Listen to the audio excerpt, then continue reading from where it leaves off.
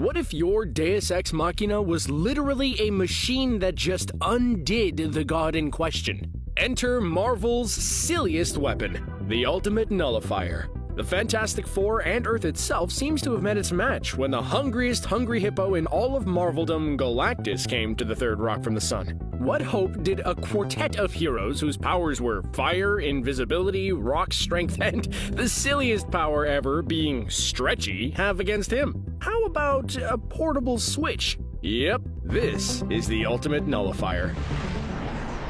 The Marvel Universe is full of some pretty powerful items and devices. Over on the cinematic end, we just completed a 20-plus movie saga that saw Thanos gathering the Infinity Stones that seem to have virtually unlimited power when placed together by someone powerful enough to use them. When the big purple meanie snapped his fingers, he was able to wipe out half of all life in order to save life. Never mind that snapping out half of life on Earth really only puts us back to the mid-70s population-wise, the same decade the movie Zero Population Growth was released. So since even if he was right, he only bought the Earth another 50 years, the universe wasn't as grateful as he thought.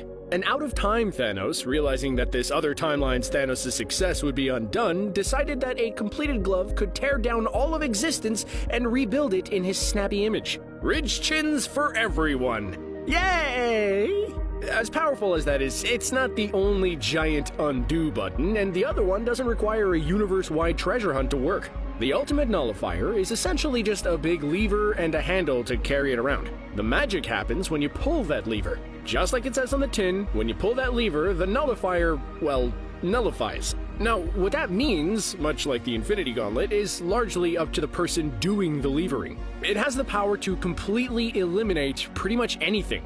Just like the Infinity Gauntlet, the Ultimate Nullifier isn't contained by the regular rules of the universe like conservation of matter. Now, I recognize that this next reference may be a little dated because it's from 1953, but I grew up watching it, so maybe you did too. Think of the Nullifier like the giant pencil in the Looney Tunes cartoon Duck Amuck. Flip the switch and a big ol' eraser comes out of nowhere and takes away whatever's bothering you. Giant purple planet eater, a planet, an entire timeline? Kind of like the Infinity Gauntlet, the scope of the Ultimate Nullifier is dependent on the person who wields it. In the case of the Nullifier, it relies on the size of the intellect of the person who uses it. Fortunately for the Defenders of Earth, the Marvel Universe is full of big brains. A lot of the superheroes in Marvel had super smart as a superpower before they built armored suits, web shooters, or turned themselves into giant green wrecking machines. Of course, intellect is relative, and as Rocket is quick to point out, they're only geniuses on Earth. Out in space, advanced technology centuries ahead of anything Tony Stark is able to bang out are used as a matter of course by a guy who doesn't know what plucky means. So what happens when an intellect that isn't up to the challenge tries to flip that switch and undo whoever or whatever they want gone? Well, the Nullifier does what the Nullifier does, just to the wielder and not to the target. Quasar tried to use the Nullifier against Magnus during Infinity War, the comic book Infinity War, not the MCU Infinity War, if you were wondering where both Quasar and Magnus were in that movie.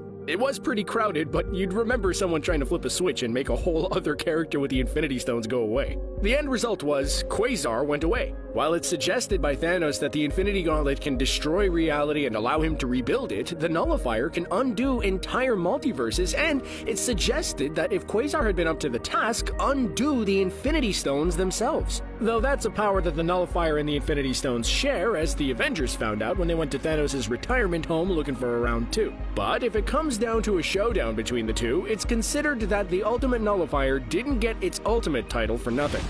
So where does a weapon this powerful come from? Well, once upon a time, there was a fantastic family that got hit with cosmic rays, gained superpowers, and started fighting people like Mole Man and the future leader of Latveria, Dr. Doom, and making Skrulls think they were cows. For like a really long time. Some farmer out there was just raising Skrull cows without the cows even knowing. Man, things can get really weird down Fantastic Four Lane. The villain ante was upped, however, when one of the galaxy's oldest and most powerful beings showed up hoping that the Earth was a takeout restaurant. We could have tried to feed him Pluto or something, but we were a few decades away from demoting Pluto from a planet, and the planets that Galactus eats has to have some energy to it. Unfortunately for the things on that planet, that means that there has to be, well, things on that planet. Galactus is a giant humanoid being. That's right, he is not some sort of a cosmic space storm or something that has bigger size relativity issues than Godzilla.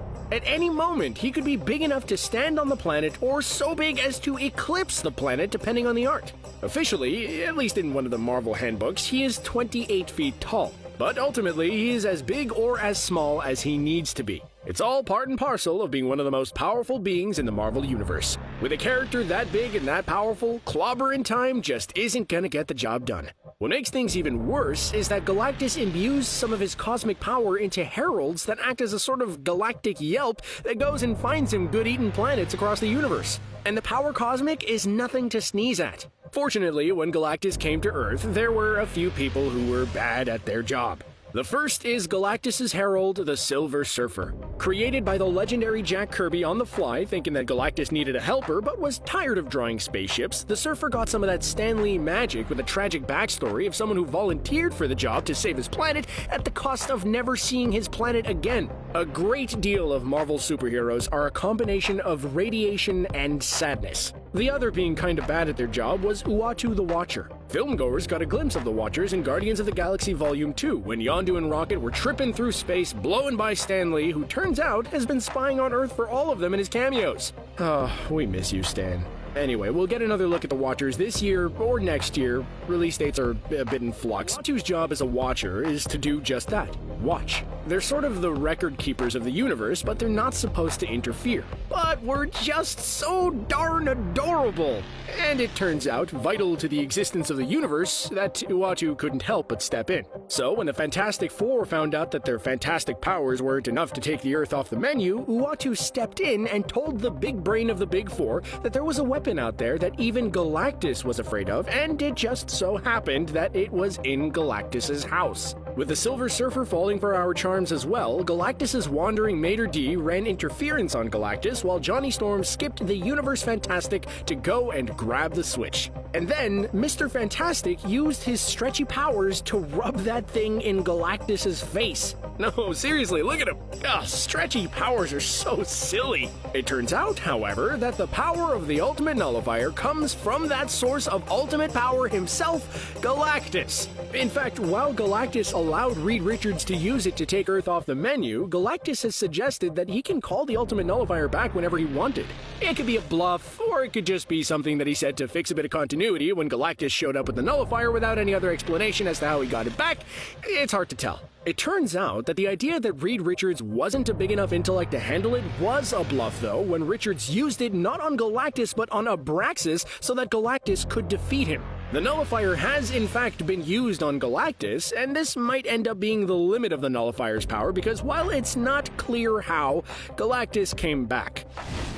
So does the Ultimate Nullifier, Marvel's silliest weapon, have a role in the Marvel Cinematic Universe? The MCU is not as shy with cosmic power as it was early on when it was thought that the Mandarin's 10 power rings forged from the wreckage of a spaceship flown by a space dragon was too much for an MCU that was creating itself in the wake of the realism trend in comic book movies started with the Dark Knight trilogy. Well, that was then, and now both the MCU and the DCEU have embraced the bigger comic book legends and powers. Thanos has walked around snapping gauntlets, and the Snyder Cut of the Justice League will reportedly feature DC's own galaxy-killing threat in Darkseid. Where the power of the Nullifier might become the most useful, though, is in another thing that both the DCEU and Marvel are embracing: the multiverse. The multiverse is the comics' way of dealing with burdensome continuity issues. If Spider-Man aged appropriately since his introduction, he'd be well into his 70s, and he has nothing on Batman. After decades of continuity, it can get muddy. The solution is alternate realities. The way to make those alternate realities interchangeable is the multiverse. The multiverse allows for writers to pick and choose canon, to evolve the characters without having Spider-Man swinging from a walker. The problem is, as those multiverses grow, their continuity also grows more complicated, and every once in a while, there has to be a bit of a cleaning house. That has taken the form of storylines like DC's Crisis on Infinite Earths, or more recently in Marvel in the House of M and Secret Wars that collapsed and cleaned up some of the threadbare timelines. The multiverse is set to be a big part of the next chapter of the MCU. Ant-Man will be getting in on the action when he faces the time-skipping conqueror Kang. Perhaps the character on the biggest collision with the multiverse is Spider-Man, who is set to face villains played by actors from previous franchises, as well as the possibility that he'll be skipping into a different reality as the deal between Sony and Disney comes to an end. With all of that, the MCU's multiverse might get a little complicated. Multiverses are hard enough for comic book fans to keep track of. Movie audiences might find the whole thing overwhelming. DC's answer is that continuity only matters as much as needed to tell the story they're telling. So Joker is canon, but it isn't necessarily canon in, say, the Suicide Squad. Even Suicide Squad might not be in the same timeline as the other Suicide Squad. Marvel has managed a more hands-on approach to its continuity, and the giant portable switch might be their get-out-of-complicated timeline free card. A flip of the switch, and the timeline that has become too burdensome goes away. With the Fantastic Four finally on the slate for the MCU, we might find out sooner rather than later when Spider-Man director John Watts takes on Marvel's first family, fresh off Marvel's most complicated multiverse story in the third Spider-Man movie. Will Galactus and the Ultimate Nullifier be part of that? Time will tell. Peter Parker pointed out that if the device just eliminated things, then it would be called the Ultimate Eliminator, which is still kinda silly. What other nouns can we turn into magic weapons by calling them ultimate? Ultimate Burrito Fire! It just turns everything into a burrito. Oh, I'd cross the universe for that. Burritos are awesome!